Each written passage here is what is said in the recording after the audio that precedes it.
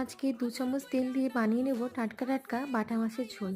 তার জন্য কড়াইতে 1 চামচ তেল দিয়ে বাটা মাছগুলোকে হালকা আঁচে ভালো মতো ভেজে নিতে হবে। তারপরে ওই কড়াইয়ের মধ্যে দিয়ে দেবো 1 চামচ তেল, দিয়ে দেব কালো জিরে ফোড়ন, পেঁয়াজ কুচি, লঙ্কা কুচি।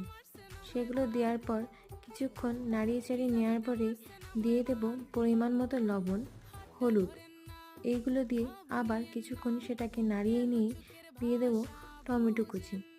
টমেটো কুচি দিয়ে আবার ভালো করে এইগুলো সবকে একসাথে নাড়িয়ে নিতে হবে। তারপরে দিয়ে দেব পরিমাণ মতো জল, যাতে এইগুলো ভালো মতো সেদ্ধ হয়ে যায়। মিক্সিতে ব্লেন্ড করে নেওয়ার পরেই দিয়ে দেব এই মিশ্রণটা কড়াইতে।